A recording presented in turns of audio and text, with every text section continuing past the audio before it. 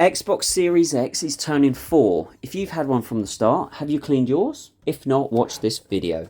Cleaning is really easy, unlike the PlayStation. This only takes 2 screws, or if you want to clean the fan, it will take 5 screws.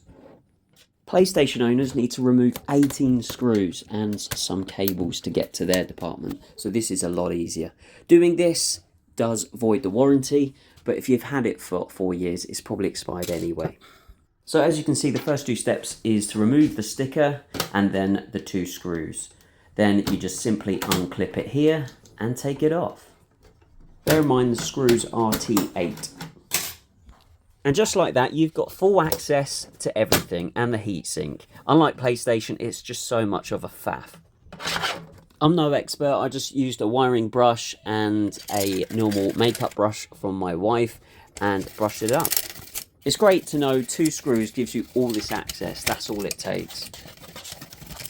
And then we go to the heatsink. So this is the most crucial part. You need to make sure this is kept nice and clean.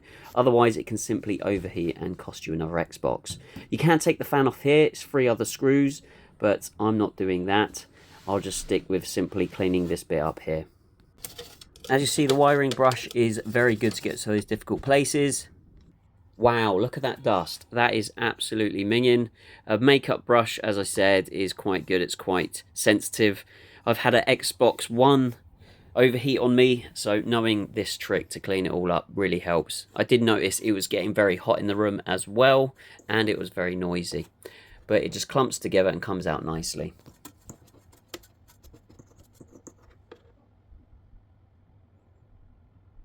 Feel free to brush up everything else and anything else, but look at this interesting find I found inside my bloody Xbox. It's a raisin. So my daughter has obviously put a raisin in the top and it's landed in there. So luckily it didn't break, but a bloody raisin.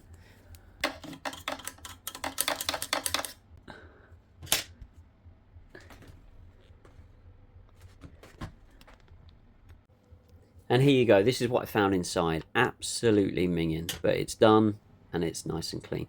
This is such a lovely touch. I absolutely love Halo, and they've imprinted this on the inside, which is amazing. Once you're done, just simply put it all back together, put the screws back in, and then put the 2 stickers in place, and away you go.